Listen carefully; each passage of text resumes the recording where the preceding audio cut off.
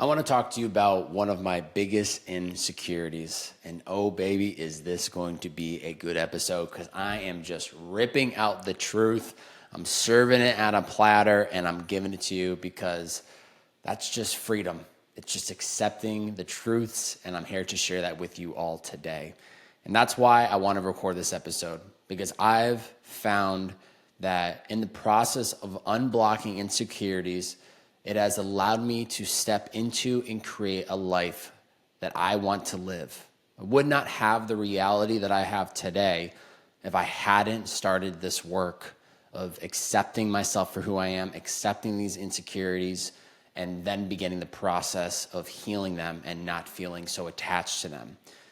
I want to make it clear, though, too, that today I'll be focusing on one insecurity, but this is not just a one insecurity for me, right? There are many of them, and I'm not going to spend the whole episode going to every single one of them, but this is just one of them. If I had not unblocked them, if I had not learned how to accept them and love them and be okay with them, I would not have the freedom that I feel today, which is this freedom to continue to create a life that I want to live by design, do the things I want to do, not second guess it, and just act on intuition, act on my gut feeling. It's a pillar. It's the foundation of creating and living a life by design, which is what all of my content and my message and my mission is all about. Overcoming those insecurities is part of the foundation. It's one of the main pillars that maybe I don't shed enough light on or isn't talked about enough, but it needs to be addressed, and that's what I want to do so in today's episode. So, ever since I was about 13 years young, I have had to manscape both my chest and back hair. Yes, I said the word manscape. It's like landscaping, but manscaping. Now, for context, I'm 30 years young today, so that means that more than half of my life, I've had to deal with this insecurity, and I have been manscaping my body ever since. Now, I have a much different relationship, as you can kind of hear and see, that I can laugh about it now. Much different relationship on this insecurity now than I did back then. So let me give you a little taste of what this insecurity has had to look like over the last 15, 17 years. In high school, I was afraid to take off my t-shirt when we would go into the pool with friends because I would feel embarrassed being around other guys that did not have chest hair or didn't start getting little back hairs on them. I would also be afraid to be judged by the girls that I was hanging out with, and maybe I had a crush on one or two of them, and I was afraid that they would judge me for it. So I would feel embarrassed taking my shirt off when going into the pool during the summer months. I remember that there were times that I think I would make up that I had a bad sunburn, so I'd have to wear my shirt into the pool, or I would just hit them with the excuse of I don't really feel like swimming, so I'm just going to chill. And man, I have so much love for that younger version of myself now looking back on it, but that's just the truth. I was also afraid, playing basketball my freshman and sophomore year for my high school, Chicopee High School. I was afraid when we would do skins versus shirts, if I was on the skins team, I would have to take off my shirt, and I was exposed to other friends of mine on my team that I'd have chest hair. And being in high school at that age, 14, 15, I felt like I was the one in all of them that was dealing with it. And it really, really bothered me because not many other kids were in the same shoes as me. And I was still navigating what even manscaping looked like. I was starting to shave my chest for the first time, and it felt really weird. And then the little hairs would start to grow back, so I felt like I had to do it often. And it was just a whole thing. Then I just continued to deal with this insecurity all throughout my 20s. The chest hair, I could handle myself, right? In college and throughout my 20s, like I could trim it, do my thing, clean it up, make it look real nice. But it was the back hair that I had a problem because once I got into my 20s, the back hair really started to rock and roll, and that I was not a fan of. I also realized because I could only reach so far in my back that I would have to start asking people for help. So my mom would help me. My sister has helped me. My best friend has helped me. My roommates have helped me. And now my fiance, Kate, has helped and is helping me. And unfortunately, she will be taking this role for the rest of our lives. I've had people step in to help trim and clean up my back, which, once again, for me to laugh and share with you today, I would not have been able to be this comfortable probably even just 5 years ago, because it still was just like, damn, I'm that kid. I'm that guy that has back hair. And one thing I didn't even think about when I was kind of writing out the outline for this podcast, and I just thought of in real time, was I'm 30 now. When I was 27, 28, I actually started to do back hair removal laser treatment on my back. And I did 6 treatments of it. Unfortunately, I was sold into this package where do 6 treatments, Bobby, it'll be gone for good, and the rest is history. And I got through those 6 treatments. It was just not a fun experience. And ultimately, by the end of it, the hair had really gone down, but ultimately they told me I needed to buy another 6 treatments. And I felt like now I was just being sold into this cycle, and it wasn't cheap. And yeah, so it didn't necessarily work out perfectly. I still have back hair, and I don't know if I'll ever go back to the laser because I feel like I was sold and it just didn't work. So I've gone through these phases, right? I've had to really try different angles to get rid of the hair because I just don't enjoy it and I don't want it. So it's taken me a lot of different paths on dealing with it. But I will say this. I have such a different perspective now than I did when I was 13. When I was 13, I was so in my own head about it. I was judging myself. I was beating myself up. I felt so isolated. I felt so down about myself. Maybe not at 13, but at least over those few years from 13 to probably 20 when I was starting to grow the hair more, I really beat myself up on it. And looking back on it, I wish I had the knowledge and perspective that I have now, which is present day me just looks at it as I can't change it. I tried the laser, that didn't work. But it also doesn't define who I am. It's just part of me. The hair is just part of me. It's literally not within my control. And if I accept that, it creates so much peace within me because it's like, okay, there's nothing I can do right now getting all bent out of shape about it that's going to allow it to change. I'm Irish, I'm Polish. The hair definitely comes through from the Irish. My dad has been manscaping for a long time. God bless my mother. His hair is a lot worse than mine. And it's just the reality of it. But having that mindset of I can't change it, it doesn't define me, it's just part of me. That mindset has allowed me to let go of all of those inner negative thoughts, those harsh comments that I used to make about myself. And it's also helped me just like not judge myself and compare, well, that guy doesn't have chest and back hair like me, like must be nice. Well, it's all good because he probably has his own insecurities on certain things as well. We all have insecurities. We're not alone. It's just really hard to share these things and talk about them because they're so close to our heart and sometimes so uncomfortable to speak on. So what triggered me to confront and overcome this insecurity really kind of stems back to probably around 2016 when I was really starting to invest on this self-development, self-discovery journey that I've been on since. And part of that process over these last 8 years has been accepting, loving, and having gratitude for the person that I see in the mirror. All the flaws, all the strengths, all the weaknesses, everything in between, fully accepting the person I see in the mirror and loving that person unconditionally. Part of that is accepting the insecurities. And one of the many phases of this beautiful journey has been not just accepting them, working through them, and loving them and not being so attached and judgmental for them. Hasn't happened overnight. I didn't just wake up and feel this confident and laughing, goofy about talking about my insecurities. It's taken time. It's taken conversations. It's taken so many things. But I think the steps that I took that initially helped me overcome this specific insecurity and the others that I have, step one was just accepting that I was born with the chest and back hair. And that was completely out of my control.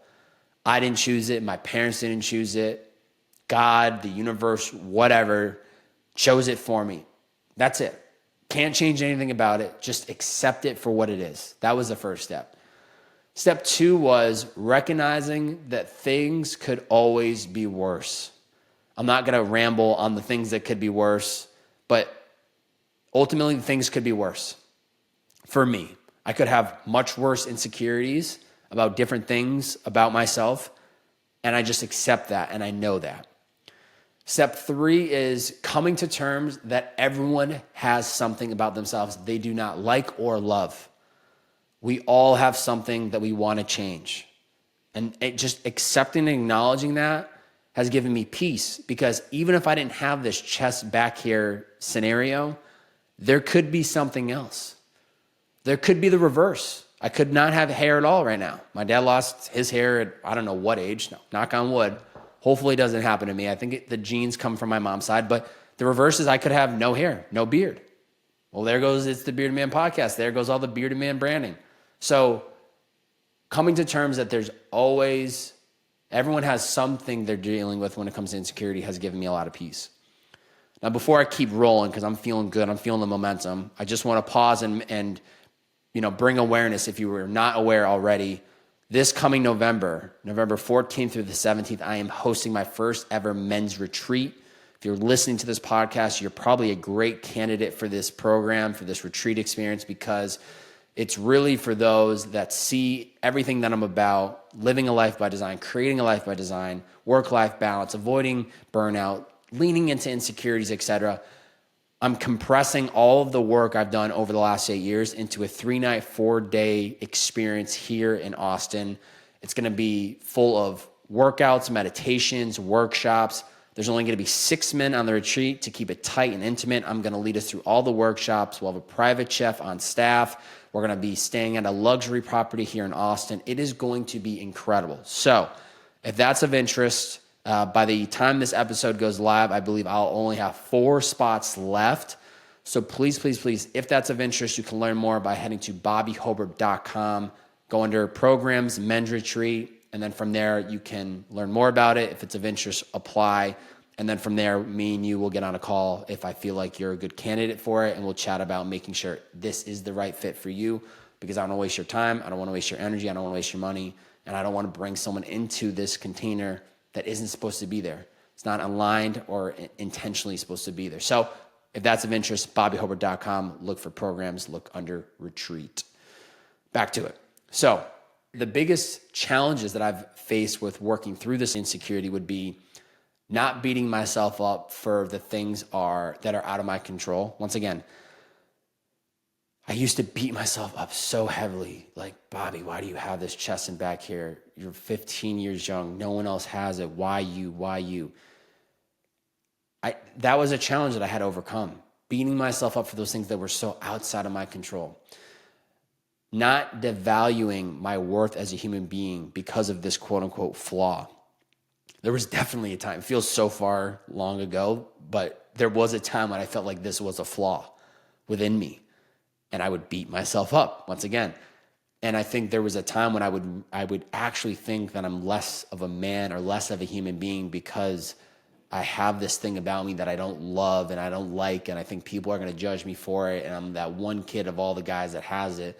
So I would devalue myself, my worth from it. Learning to let go of the negative, harsh talk inside my head. That was a challenge. It would run like, not daily, but anytime there was a moment where I would compare or be put in a scenario where I felt like I was being quote unquote exposed, I just felt uncomfortable. And then I would get really in my own head and beating myself up and saying these really harsh and negative things and having shame. And yeah, it was just really, really tough. Embracing any and all emotions that would come up along the way, right? The comparison, the feeling of isolation and not confident and wanting to just not be put into the position where I would be exposed, like it was a lot. There were a lot of emotions that were attached to the insecurity. And then lastly, I would say not allowing myself to think I could find someone that would be attracted to me because of this quote unquote flaw. I literally think there were times where I'd create this scenario in my head that no woman is ever going to love me because of this chest and back hair. Like I would literally create that in my head. And that was just a really, really not healthy, just toxic mindset and perspective to have within me. So how I maintained motivation during this process of uncovering the insecurity and working through it to then letting it go, I think podcasts and books were huge. Podcasts more specifically because I could tap into these really deep, authentic, honest conversations and hearing two people go back and forth, or maybe three if it was multiple people on an episode. And I think that's the beautiful thing that I've always loved about podcasts is it's a very intimate experience. Like the fact that you're listening, doing who knows what. Maybe you're in the gym, maybe you're on a walk, maybe you're working, maybe you're on a plane. Like it's just you and I listening right now, right? Like it's a very intimate experience. So I think listening to podcasts like The School of Greatness, Short Story Long, On Purpose, Know Thyself, Rich Roll, all these podcasts that were providing really intimate, powerful, authentic containers really just allowed me to hear like other insecurities and challenges that people have worked through within themselves, that then gave me permission to be like, okay, I can work through this stuff too. Or if they've gone through something similar, like why can't I work through it as well? And then I'd say there's been nearly 100 plus books over the last 8 years that I've read that all have motivated me, right? Not motivated me just within insecurities, but motivated me to want to become the best version of myself, wanting to create and living a life by my own design. And once again, one of the foundational, most important parts of me in doing so was accepting, attacking, and working through any and all insecurities. Overcoming this insecurity changed my life in a few ways. Number one is I fully accepted and loved myself for who I was and am. Started to just completely let go of any doubt, any devaluing of myself as a human being. I just fully accepted me for who I was. I saw the person in the mirror with so much love, kindness, gratitude, and ultimately with this perspective that I am unique and one of a kind. Not from an ego standpoint, but just from what makes me me is everything about me. And that could be the strengths, that can be the weaknesses, that could be the flaws, that could be anything. And so just fully accepting that person that I was seeing made a difference.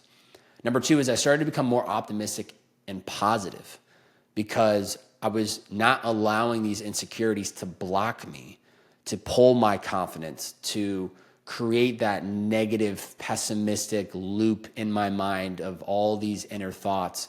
Or then even having, this insecurity with the chest and back here, that energy and that mindset ripples into me trying to do anything else with my life. That energy just gets channeled to the next thing. So it really helped me be a more positive and optimistic person. Number three is I grew more empathy for people. That's a huge one. Like seeing the internal work that I've done on myself and seeing others is one, I may see others and just they haven't done enough work that would allow them to have a different perspective, or two, just recognizing, people are products of their environment. They are just molds of the environment they were raised in. That helped me have more empathy for them, and just trying to have empathy for the experiences that they're going through, and me having no idea of what those experiences may look and feel like, but just trying to understand what their point of view would be if I was in their shoes.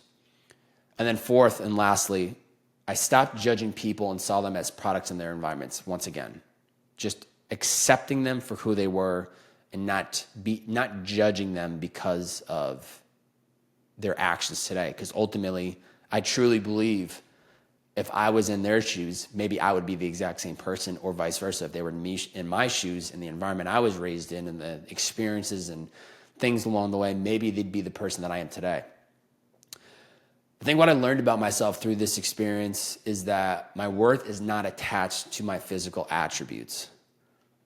I think through, movies and, any experiences or thoughts or whatever environment I was raised in led me and I think a lot of people to believing that, the external is where the value's at, right? But really it's the internal. Living in LA, everything was so external. It's about who drove the nice car, the big house, X amount of dollars on the salary, etc. Moved to Austin, everything's internal. How do you feel? What do you value? What are the emotions that are coming up within you? It was a complete shift, but the physical attributes, right, I just fully accepted. Yes, I have chest and back hair. Yes, I have a big forehead. Yes, I have small hands and small calves. But none of that defines who I am. These are also things that were not in my control.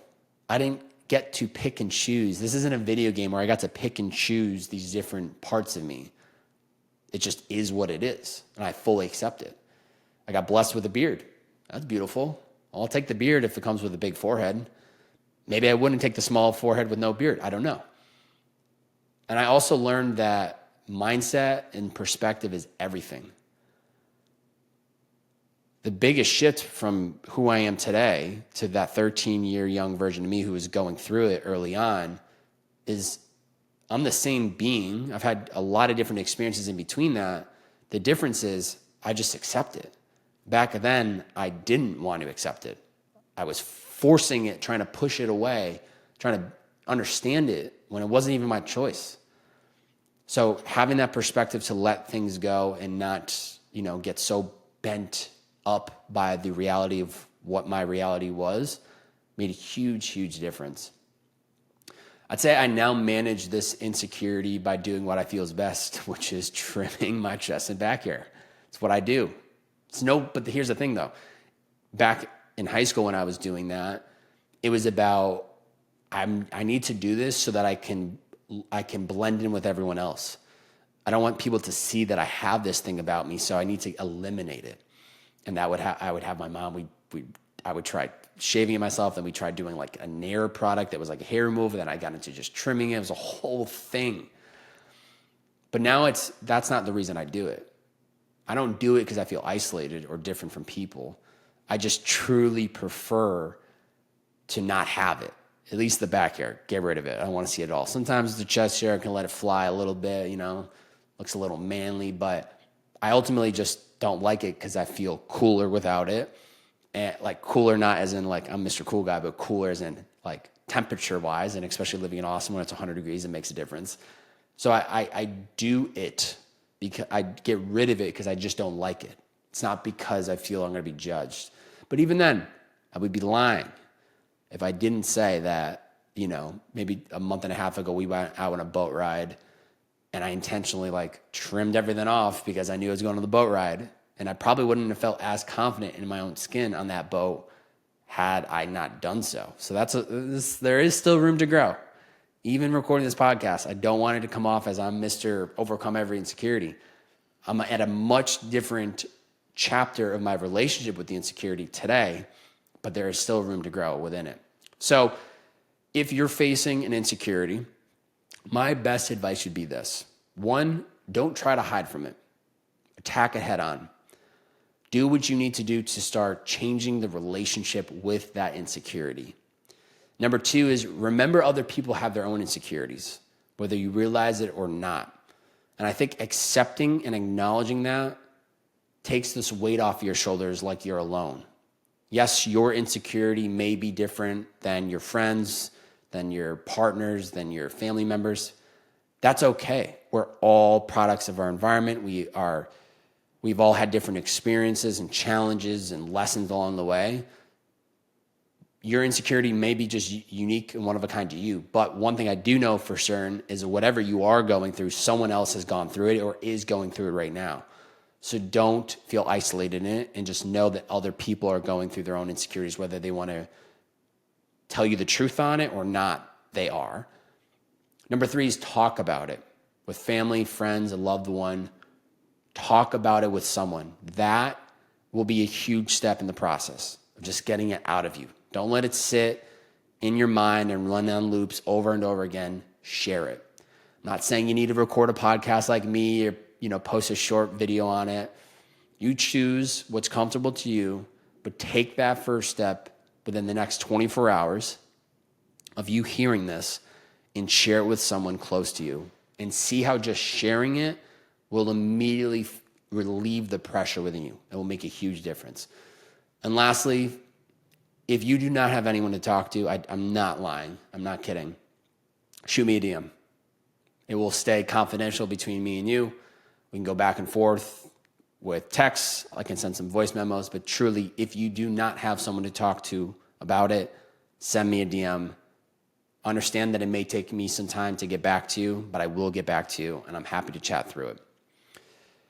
Overcoming insecurities is a pillar of creating and living a life by design. It's not easy, it's not comfortable, but it is necessary. It is the foundation. My home, me, this body, my mind, my body, my spirit, my soul, that is the home. Without keeping this on track and working to make it to the best of my ability, I would not be able to do anything else. I would not be able to show up as the best version of me on this podcast, on social media, to my coaching clients, anything. So overcoming these insecurities has been absolutely crucial to creating and living a life by design. It's not sexy. It may not be the most endorphin-inducing thing, but it's absolutely crucial. If you enjoyed this episode today, please, all that I ask is take this episode, screenshot it, post it to your IG story, tag me at Bob-A, that's B-O, 3 B's, 4 A's, and a Y. Share the podcast on your IG story. There may be someone in your community that is trying to overcome insecurities, and this episode may be the thing that gives them that little extra push. It also helps grow the show. Listening to this episode and these episodes, it's completely free of charge. It takes a lot of time, energy, and effort for me to create these, and I put so much love and attention into them.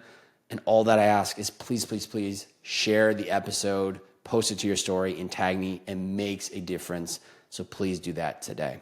Thank you for tuning in. I will see you guys and gals on the next one. It's the Bearded Man Podcast.